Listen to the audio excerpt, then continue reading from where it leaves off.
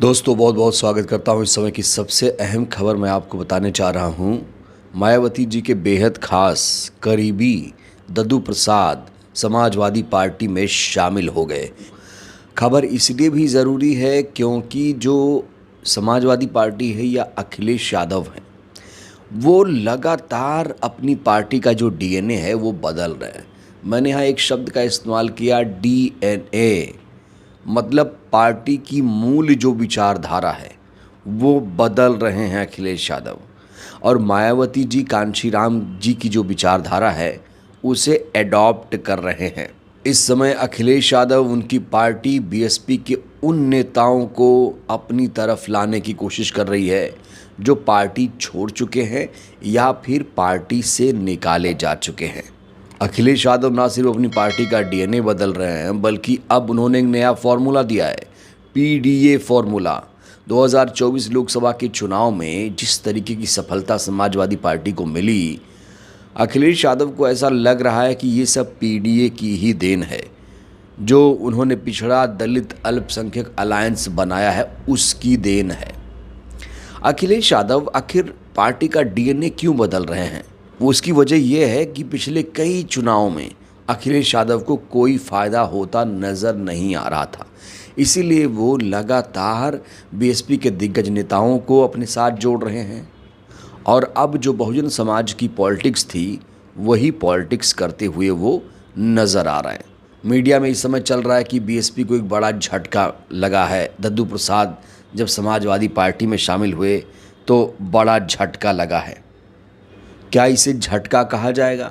क्योंकि मायावती जी ने दद्दू प्रसाद को तो बहुत पहले ही पार्टी से निकाल दिया था।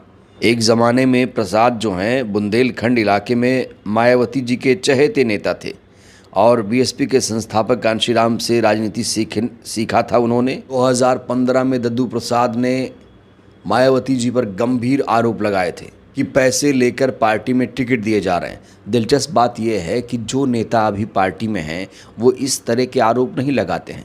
जैसे ही ये लोग पार्टी से निकलते हैं या निकाले जाते हैं, तुरंत इस तरह के आक्षेप लगाना शुरू कर देते हैं कि जो बीएसपी है वो पैसे लेकर टिकट देती है, जबकि इसका कोई सबूत, इसका कोई साक्ष्य आज तक नहीं मिला है।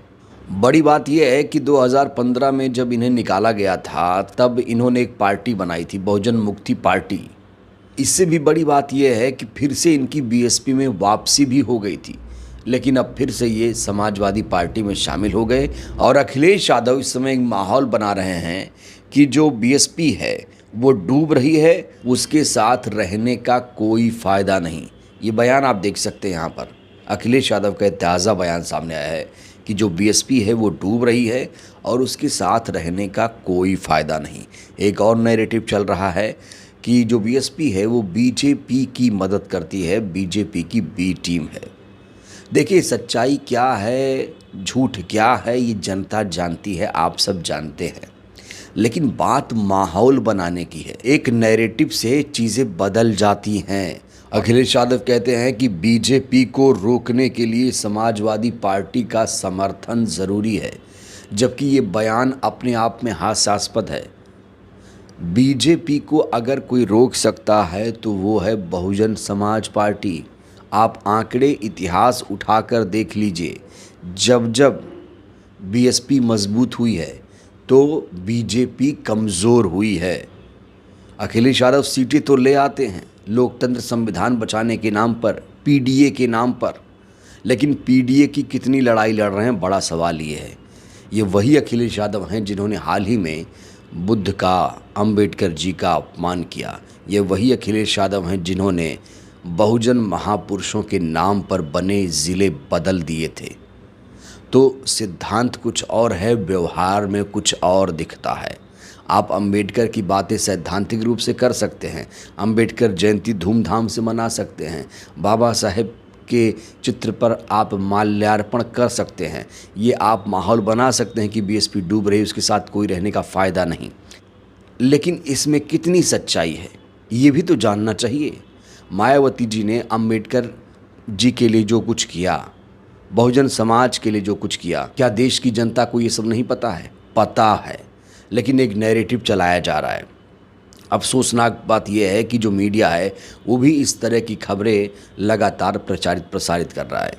ये खबर कोई नहीं दिखाएगा कि जहाँ जहाँ अत्याचार होता है मायावती जी अपने प्रतिनिधि मंडल भेजती हैं, चाहे वो आजमगढ़ का मामला हो, बलिया का मामला हो, प्रयागराज का मामला हो। मायावती जी अपने नेताओं को वहाँ भेजती हैं और बड़ी बात विश्वनाथ पाल के साथ शमसुद्दीन राइन भी नज़र आते हैं। अब शमसुद्दीन राइन भी ग्राउंड पर उतर चुके हैं। किस तरीके से लोगों को, शोषित वंचित पीड़ितों को न्याय दिला रही है बसपा, ये आपको कोई भी नहीं दिखाएगा।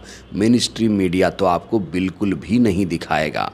प्रयागराज, कौशाम्बी, आजमगढ़ जैसे तमाम ज़िलों में जो अत्याचार हुए हैं, जो घिनौनी वारदातें हुई हैं, उनकी आवाज़ उठाने वाला दोस्तों कोई नहीं है। और बीएसपी सुप्रीमो इस समय सारी खबरों पर नज़र बनाए हुए हैं। जहां जहां अत्याचार हो रहा है वो अपने प्रतिनिधि मंडल भेजती हैं। बड़ी बात, बीएसपी के न्याय दिलाने का तरीका भी दिलचस्प है। ना कोई प्रदर्शन, ना कोई आंदोलन। जब भी बीएसपी प्रतिनिधि मंडल पीड़ित परिवार के घर पहुंचती है तो पुलिस अधिकारियों को फ़ोन करती है और प्यार से कहती है कि भैया इन्हें न्याय दिलाओ। और ना सिर्फ पुलिस अधिकारियों को फ़ोन करती है, बीजेपी सरकार को लताड़ने का काम करती है बीएसपी के तमाम नेता कह रहे हैं कि जो उत्तर प्रदेश है यहाँ गुंडा राज चरम पर है। यहाँ कानून का राज स्थापित नहीं है, यहाँ पुलिस का राज स्थापित है। किस तरीके से विश्वनाथ पाल बीजेपी पर बरस रहे हैं, किस तरीके से वो लोगों को न्याय दिला रहे हैं, ये वीडियो आज आपको ज़रूर देखना चाहिए, क्योंकि माहौल बीएसपी के खिलाफ लगातार बनाया जा रहा है। इसलिए वीडियो बहुत अहम हो जाता है। देखिए ज़रा। में देखिए हम बहुजन समाज पार्टी के लोग तो बहुत अनुशासित हैं। हम लोग तो इस तरह का ये काम करते नहीं हैं। लेकिन अच्छा, नहीं, उसमें कप्तान साहब क्या होता है ना, उसमें क्या होता है कि गांव के लोग, कुछ लोग इस तरह के लोग कर जाते हैं गुस्से में आकर के, तो उनको नाम जो है उनका खारिज करा दीजिए और इन लोग जो इनके मुलजिम हैं इनकी गिरफ्तारी कराइए। तो इस तरीके से जो पूरे उत्तर प्रदेश में जंगल राज कायम है, मुख्यमंत्री जी से ये मांग करूंगा इसको संज्ञान मिले और शासन प्रशासन के लोग इसको संज्ञान मिले। मुख्यमंत्री जी, यहाँ के जो प्रशासन के लोग हैं इन पे दबाव बना करके इनके जो पैसे हैं वो दिलवाए जाए, उसकी गिरफ्तारी हो। तो सच्चाई कुछ और है, दिखाया कुछ और जा रहा है। यही कहा जा रहा है ना कि जो बीएसपी है वो डूब रही है, वहाँ रहने से कोई फ़ायदा नहीं है। बीएसपी डूबते हुए लोगों को बचाने का इस समय काम कर रही है। बीएसपी के अच्छे कामों को दिखाया ही नहीं जा रहा है, जिसे जो नैरेटिव है लगातार चलाया जा सके।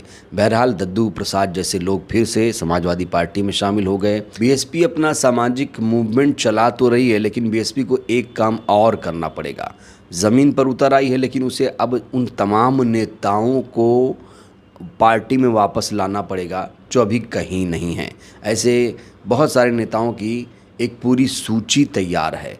उन नेताओं पर बीएसपी सुप्रीमो को ध्यान देना चाहिए और उन नेताओं को दोबारा से घर वापसी करा लेनी चाहिए। तो दद्दू प्रसाद जो समाजवादी पार्टी में शामिल हो रहे हैं, क्या लगता है समाजवादी पार्टी को इससे फ़ायदा मिलेगा? और अखिलेश यादव जिस तरह से ये कह रहे हैं कि बीएसपी में रहने का कोई फ़ायदा नहीं, बीएसपी डूब रही है, क्या इस कथन से आप सहमत हैं? प्रतिक्रिया दीजिएगा। बहुत बहुत धन्यवाद।